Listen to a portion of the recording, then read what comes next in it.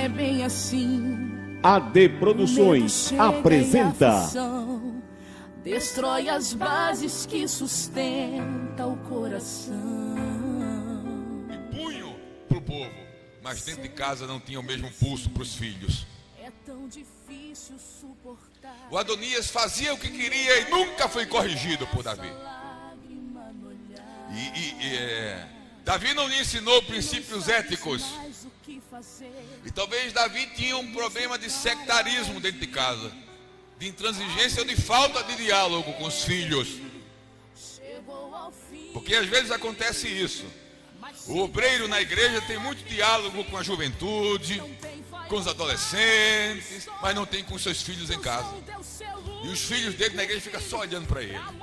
Diz, puxa vida, pai em casa bate papo, que é uma bênção com meus amigos, com a juventude, com os adolescentes. Em casa ele não tem essa abertura para a gente. E era assim mais ou menos a vida de Davi. Os filhos de Davi tiveram sérios problemas. E Davi teve sérios problemas, e eu notifiquei em algum lugar aqui, que eu não achei agora, mas está aqui, algumas razões e causas pelas quais Davi foi mal sucedido como pai, embora bem sucedido como rei. Primeira coisa que prejudicou a educação dos filhos de Davi: a permissividade. Um pai que não chama a atenção, que nunca contraria o filho, é um pai que pratica uma educação permissiva, cria filhos mimados.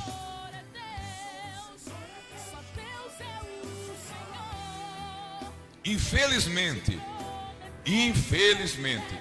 e na vida daqueles que não vivem essa situação, clame a Deus todos os dias e peça a Deus misericórdia. Infelizmente. E não tire conclusões finais agora, porque eu vou avançar nessa abordagem. Infelizmente, a igreja onde os adolescentes, onde as crianças, os adolescentes e os jovens mais trabalhosos, não são trabalhadores, são trabalhosos, são os filhos da família do obreiro, os filhos do obreiro. Infelizmente. Por quê? Porque muitas vezes esse obreiro promove na sua casa uma educação permissiva, não se impõe, não disciplina os filhos. É por isso que Abisalão foi quem foi. É por isso que Amon estuprou a irmã. E é por isso que Adonias depois também se levanta contra o pai. A coisa era pesada, era trágica na família de Davi. Uma educação permissiva, do tipo, deixa o menino fazer o que quiser, vai estragar seu filho. Há casos onde, inclusive na igreja, líderes de todos os níveis endossam o mau comportamento dos seus filhos, endossam.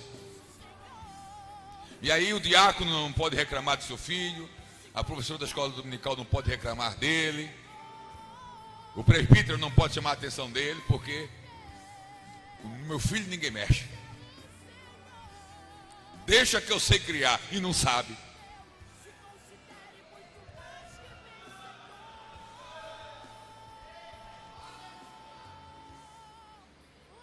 Primeira situação, educação permissiva. Segunda situação é o extremo. Tem líder permissivo e tem líder opressivo, que oprime os filhos. Olha, você tem que ser mais crente que os outros. Você tem que chegar na igreja e ficar quietinho. Não dá um pio. Se você na igreja me fizer vergonha, eu te pego em casa, moleque.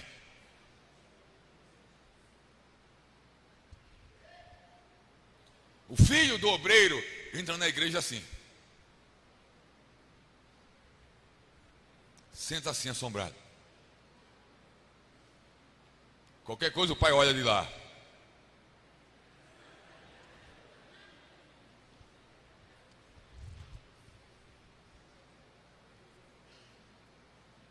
levam bronca na frente das outras crianças, levam bronca na frente dos outros adolescentes, levam bronca e passam um vexame na frente dos outros jovens. Educação opressiva. Não, meu filho, você não é igual aos outros garotos da igreja, você é filho do pastor, você é filho do presbítero. Ele é igual aos outros garotos da igreja, nem mais nem menos. Ele não pode ter nem tratamento privilegiado, nem ser cobrado acima da média. Ele só precisa ser crente. A criança tem que ser criança, o adolescente tem que ser adolescente e o jovem tem que ser jovem. Só tem que dar bom testemunho, como qualquer crente. Não, porque você é meu filho, tem que ser acima da média. Não tem que ser acima da média nada, tem que ser crente. Quando a educação é permissiva, os filhos bagunçam. Quando a educação é opressiva, os filhos se revoltam. Aí ele vai aguentando a pressão, vai aguentando e vai guardando. Quando chega na idade boa, irmão, aí o garoto solta o veneno guardado e não tem quem segure.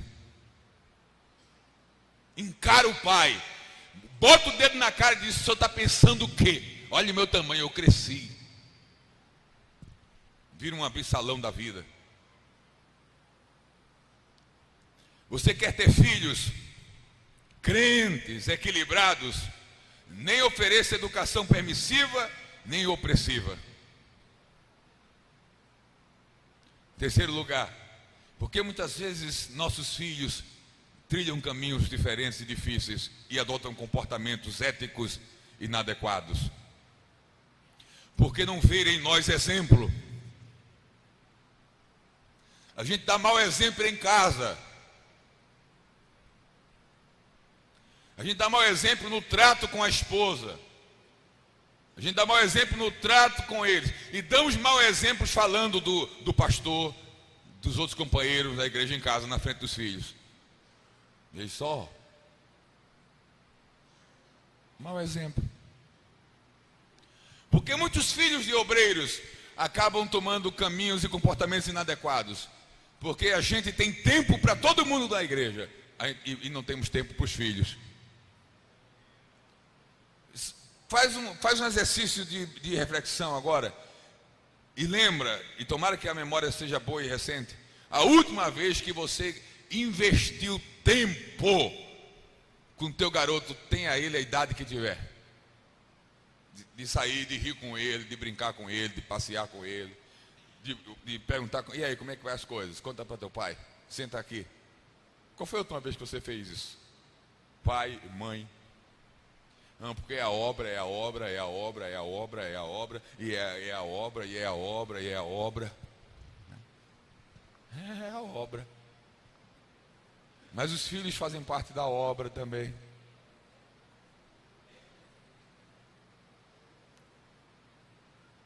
Eu testemunhei uma vez um fato lamentável, na despedida, na sucessão, no jubilamento de um pastor. Uma das filhas dele falou de púlpito. E para resumir a fala dela, ela disse: no final de tudo, vocês ganharam, e eu e meus irmãos perdemos, porque vocês tiveram um pastor, e a gente não teve um pai. E ela não disse nem com maldade, ela não queria ofender o pai, saiu assim, na hora: vocês tiveram um pastor, agora a gente não teve um pai. Porque o pai não comia com a gente. Quando a gente acordava, o pai já tinha saído para a construção. Quando a gente ia dormir, o pai não tinha chegado ainda do culto. Quando a gente ia almoçar, cadê o pai? Está por aí, está na obra, na obra, na obra, na obra. Final de semana, cadê o pai? Na obra, na obra, na obra, na obra. Aí ela disse: vocês tiveram um pastor, mas nós não tivemos um pai. A gente precisa despertar para a grande importância de sermos líderes e entendermos que a liderança não nos omite, não nos autoriza a relaxarmos, o nosso papel, a nos acomodarmos no nosso papel de pai. Seja primeiro pastor e líder e obreiro na sua própria casa, da sua própria família. É a primeira congregação que Jesus dá para um obreiro, é a sua família. Mude urgente, se precisar, se estiver precisando, da atitude em relação aos seus filhos. Aprenda a dividir o tempo para a família, para a esposa, para os filhos, e o tempo para a obra. Para fazer somente a obra, Paulo disse que a obra, exclusivamente a dedicação para a obra, é só para quem não casa, para o solteiro. Porque o que casa cuida das coisas do Senhor, em como agradar ao Senhor, e das coisas de casa, em como agradar a esposa, a família. Dedicação plena na obra, só para solteiro. O casado tem que dividir o tempo. Dividir.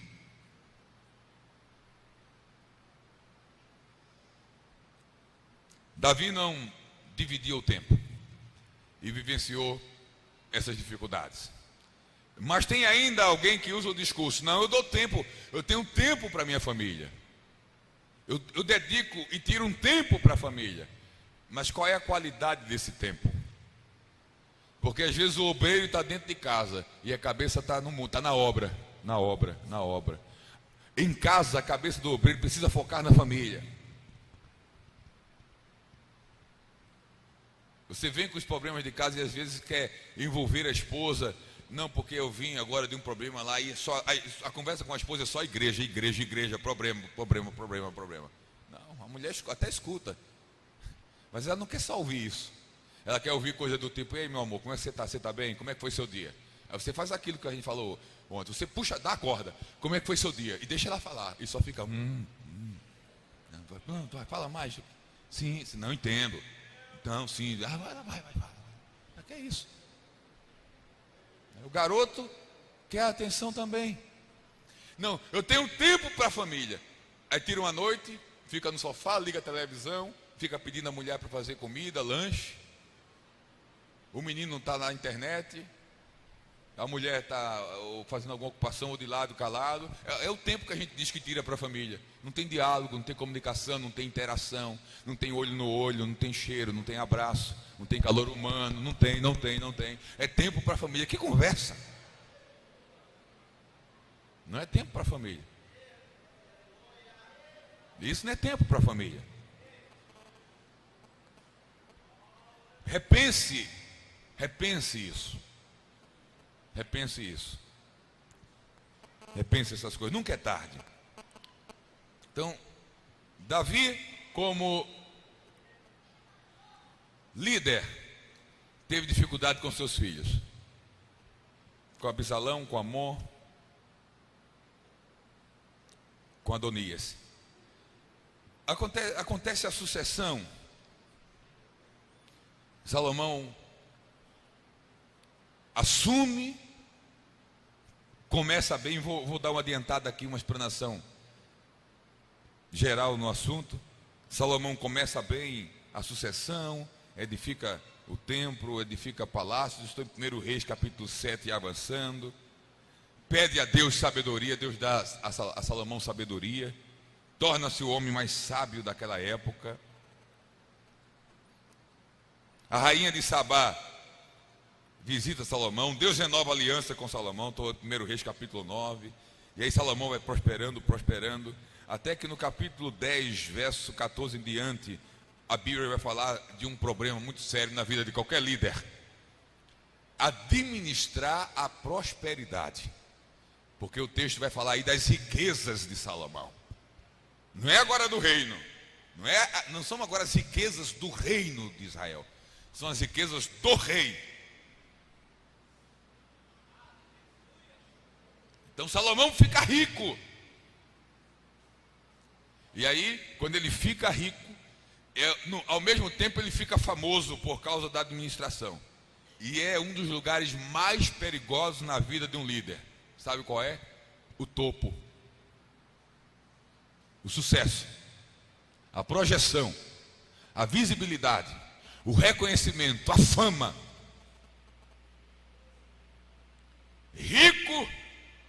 centro das atenções mundiais por causa do seu governo. É o cara. É o cara.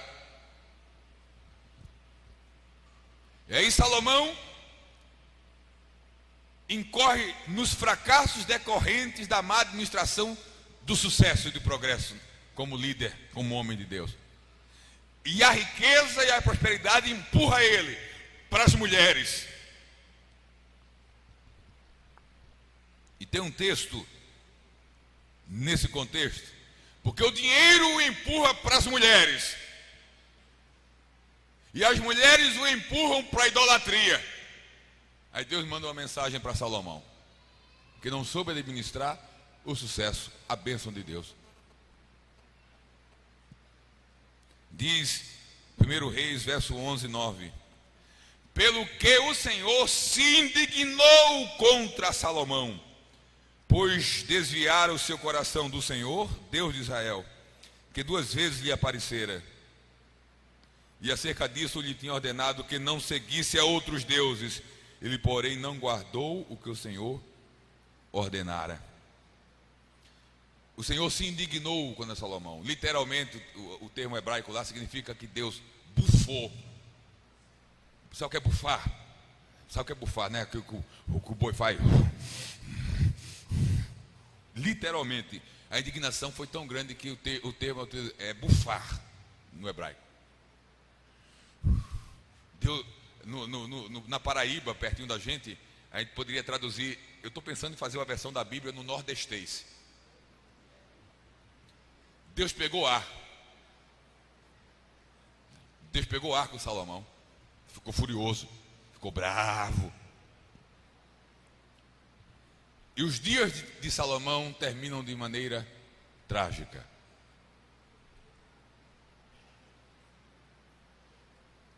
E Salomão teve um filho que lhe sucedeu. O fechamento vai ser com Roboão. Roboão sucedeu Salomão, que terminou de forma trágica. O seu brilhante reinado acabou de forma trágica. Seu brilhante governo. Nos dias de Salomão, sectarismo e intransigência. Quando ele se desvia da vontade de Deus, casando com mulheres estrangeiras e adorando os outros deuses, Deus retira de sobre Salomão a sua bênção. Mas o padrão de vida pessoal de Salomão é muito alto. A economia, o custo para ele manter o exército e o seu sistema administrativo também é alto. E agora Deus retira a sua mão de bênção. E como manter esse padrão elevado? E como manter as contas do Estado no superávit, fechando no azul e não no vermelho? E como manter o próprio padrão de vida palaciano sem a bênção de Deus? Salomão tem uma ideia. Eu vou fazer 2 coisas. Eu vou aumentar a carga de trabalho e vou aumentar a carga tributária. Porque aumentando a carga de trabalho, a gente produz mais e exporta mais. Cresce a economia. E aumentando a carga tributária, eu tenho recursos para sustentar a vida pública, o palácio e as questões públicas, o exército, etc. E ele adota um regime opressor. E Salomão torna-se aquele líder que o povo fica clamando a Deus: até quando, Senhor? Até quando? Aí Salomão morre. E quando Salomão morre, na morte de Salomão ressurge esperança para o povo. O opressor morreu, o ditador morreu, o explorador morreu. Roboão assume. 1 Reis capítulo 12, verso 1. Foi Roboão a Siquém, porque todo Israel se uniu lá para o fazer rei. Tendo Jeroboão, filho de Nebate, ouvido isso, pois estava ainda no Egito, para onde fugira da presença do rei Salomão, onde habitava, e de onde mandaram chamar, veio com toda a congregação de Israel e a Roboão, e lhe falaram: teu pai. O povo se reuniu em Siquém, no norte, e fizeram uma reunião com Roboão, que acabaram de assumir no lugar do pai, e se reuniram para fazer um pedido para o novo rei. E disseram para ele: teu pai fez pesado o nosso jugo, agora pois alivia a tua dura servidão, alivia tu a dura servidão de teu pai e o seu pesado jugo que nos impôs, e nós te serviremos. A esperança do povo estava no senso ético de justiça, de bondade de Roboão. E a princípio parece que Roboão adota uma postura que se espera de alguém que está chegando. E tem uma mensagem agora para quem está chegando, ou para quando você chegar. Eu tive a oportunidade de pastorear igrejas e setores, e vivenciei algumas situações não muito diferentes das dos irmãos aqui, que têm essa experiência pastoral. Mas teve algumas experiências mais marcantes. E em algumas situações eu fui substituir pastores cuja igreja estava passando por uma crise.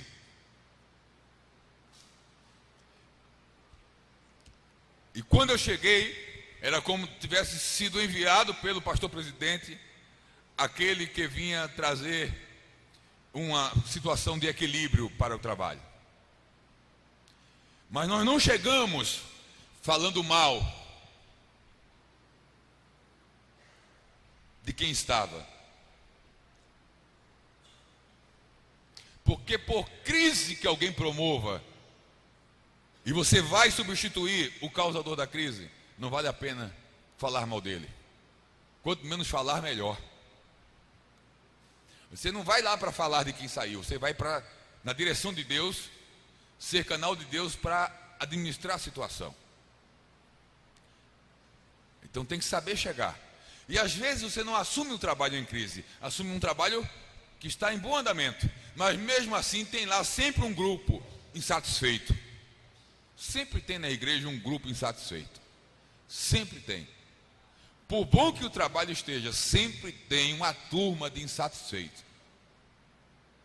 E essa turma de insatisfeitos, quando você chega para assumir trabalhos que estão bem, mas tem esse grupo chega para você e diz assim: agora sim, agora a coisa vai. O Senhor é o homem que a gente precisava. Agora sim, agora a gente tem pastor. O grupo